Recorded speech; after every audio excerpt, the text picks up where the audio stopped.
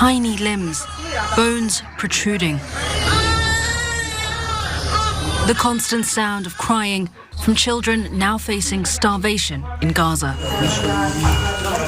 In this overrun hospital ward, anxious mothers watch on as doctors provide whatever care they still can. But for some, there is nothing more to be done.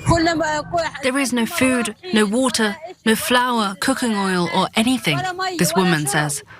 Death is better than this.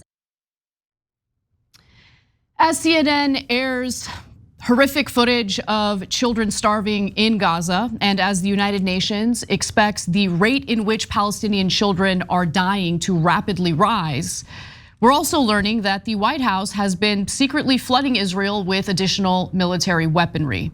Now, we'll get to that portion of the story in just a moment, and you don't want to miss it. But before we do, let's talk about starvation in Gaza. Namely, that Gaza's health ministry said on Sunday that 15 children have died in recent days from what it described as malnutrition and dehydration at Kamal Adwan Hospital in the north, meaning northern Gaza. It added in a statement that the lives of 6 other children in the intensive care unit were in danger from malnutrition and dehydration. Now, the number of children who have died from malnutrition and dehydration has actually increased since Sunday. The latest figure that I came across was 17. The ministry said that the hospital had also run out of oxygen and fuel to power its generators. Remember, we're talking about northern Gaza, where it's increasingly difficult and nearly impossible to get humanitarian aid to the people who remain there. There are about hundreds of thousands of people still there, around 300,000 estimated to still be in northern Gaza. And the ministry also said that its power generators were no longer functioning, barely operating with very limited supplies. Now, the UN has also put out its own report about child deaths in Gaza, likely to rapidly rise as aid into the Strip has been severely restricted for several months. Remember, this war has been going on for more than 5 months. And so the United Nations has warned that many Gazans are on the edge of famine.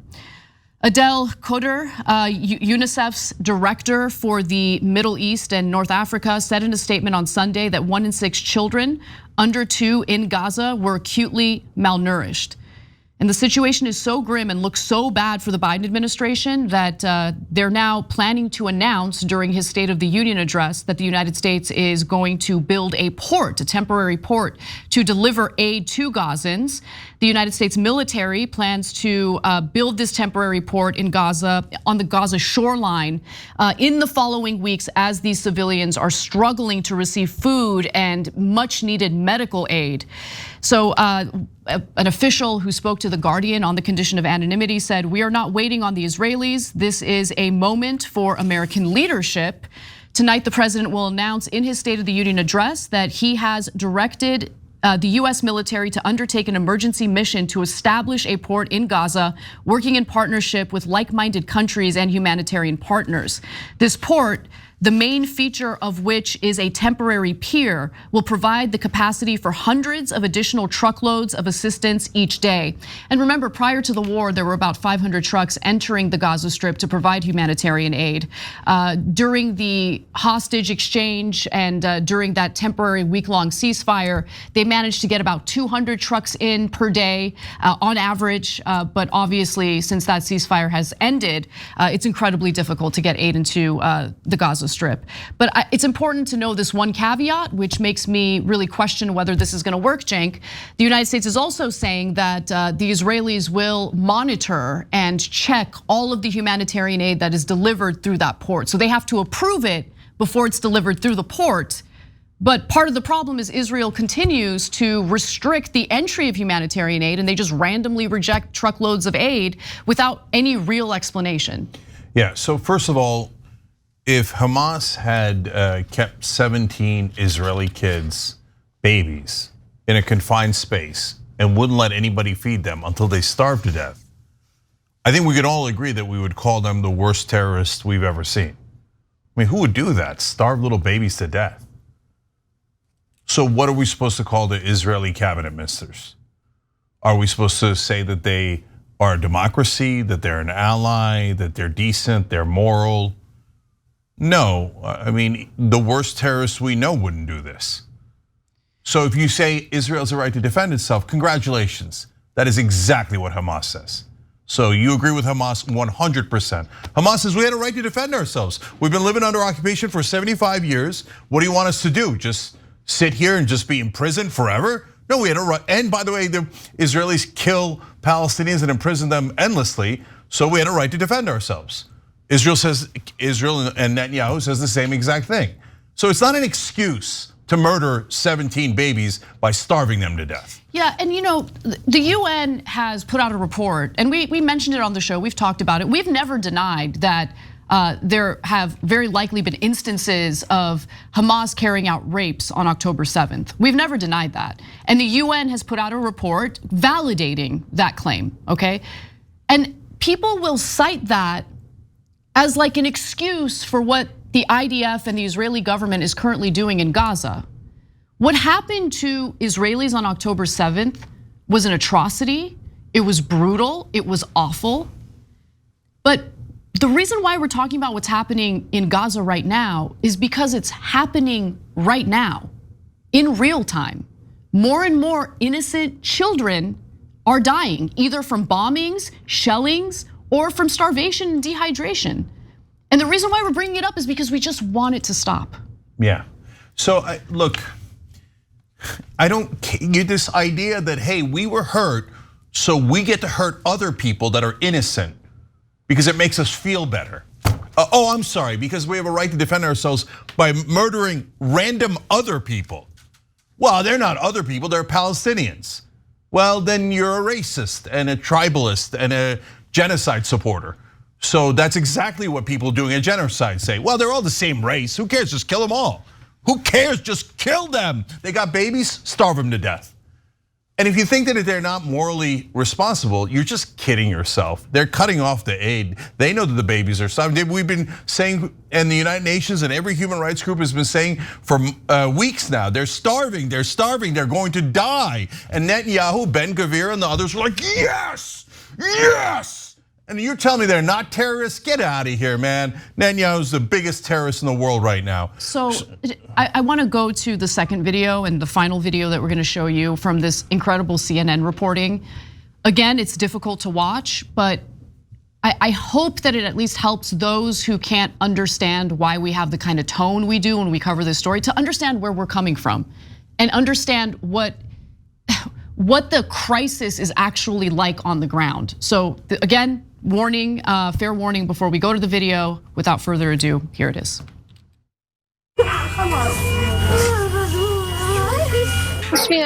She was healthy. There was nothing wrong with her before, Mila's mother says. Then suddenly, everything dropped.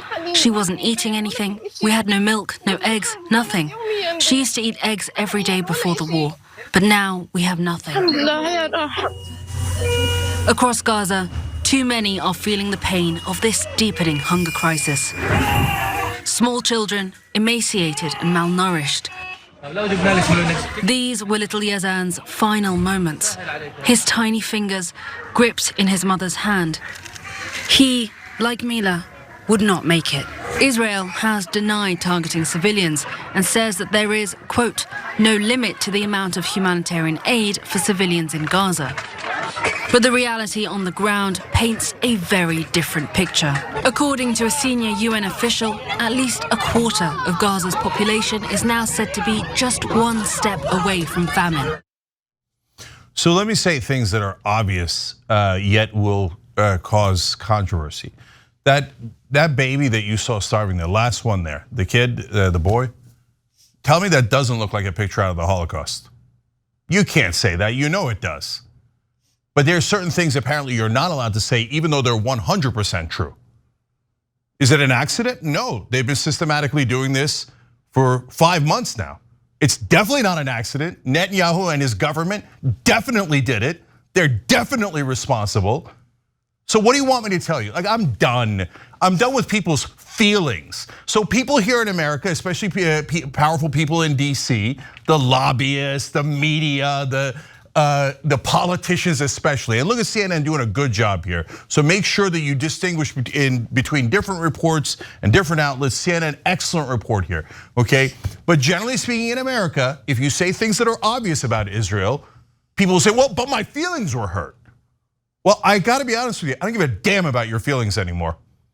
I care about that kid. I care about those starving, dead 17 babies. And I care about the next set of babies that are dying literally today because we can't get them food. Why can't we get them food? Israel blocks the aid. And they won't let the trucks through. They say, oh, we're inspecting them. It's gonna take such a long time. They say, oh, are they not making it to northern Gaza? There's a million ways that Israel could get aid to northern Gaza. And they won't allow it because at a bare minimum, they don't mind those starving babies. That's indisputable. I don't give a goddamn what your feelings are. That is indisputable. And if you don't care more about the lives of those babies and the feelings of their moms and their dads and their family members, but you care about your feelings, oh, I don't like that you said true things about the beloved Israeli government. I don't care. And I gotta be honest with you, I question your morality. If you care about your feelings, safe, super safe here in America while those babies starve, I definitely question your morality. So I wanna just talk a little bit about what we hear from the Biden administration, what their rhetoric is, and what's actually transpiring behind the scenes without any congressional authorization. And it shows you the juxtaposition. It's really important to understand it because I'm sure the Biden administration, I'm sure Biden tonight during the State of the Union will probably touch on this and rhetorically condemn some of what the Israeli government has been doing, but talk is cheap. You look behind the scenes and it turns out, according to the Washington Post's John Hudson, he's reporting that the White House has sent a ton of weaponry to Israel. Well, of course. 100 different transactions without congressional authorization or approval. In fact, after the fact, they did a closed door briefing with Congress. And so let's get to some of the excerpts from the piece where Hudson writes that the United States has quietly approved and delivered more than 100 separate foreign military sales to Israel since the Gaza war began on October 7th, amounting to thousands of precision-guided munitions, small diameter bombs, bunker busters. Remember, bunker busters are the 2,000-pound bombs that just absolutely destroy an entire building. Small arms and other lethal aid, US officials told members of Congress in a recent classified briefing. In other words, Congress, again, was notified after the fact rather than authorizing these sales. Only 2 foreign military sales to Israel have been made public since the start of the conflict, $106 million worth of tank ammunition and $147.5 million in components needed to make 155mm shells. Those sales invited public scrutiny, including from us, because the Biden administration bypassed Congress to approve the packages by invoking an emergency authority. So that's what's actually happening behind the scenes. And it's important to know that because it is an election year. And there is quite a bit of backlash toward the Biden administration from people who typically vote for the Democratic candidate. We know that the uncommitted vote in various states has been actually more impressive than I expected. You have Minnesota, Hawaii, huge portion of Democrats in Hawaii voted uncommitted. And look, there might be some Democrats who are voting uncommitted for other reasons, but this is completely organic. This isn't something that was really planned out and organized. So we're fair to all sides. The leadership of Hamas are terrorists. The leadership of Israel are terrorists. It's obvious. And it's in the numbers. The number of civilians that the leaders of Hamas killed. And then of course, the leaders of Israel have killed 25 times as many civilians. And then they have BS excuses like, oh, Hamas made us do it. Oh yeah, Netanyahu's controlled by Hamas. Well, then you should vote him out immediately. Okay, so also here in America, Biden's a giant liar, supports and funds a genocide. There's no question about that. The only reason you would deny that is because it hurts your feelings.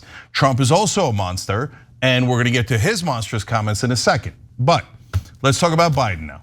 So Biden says, oh my God, I said Israel's actions were over the top. And I put on my sunglasses and I had Kamala Harris do a totally BS speech about how she cares and wants an immediate ceasefire. Then, while you weren't looking, I sent Israel bunker busters to murder more Palestinian children. And he's funding this genocide with our taxpayer dollars. So don't tell me Biden's a sweet guy or an empathetic guy or cares about Palestinians. He would mow them all down in a flat second if he thought it helped his career 1%.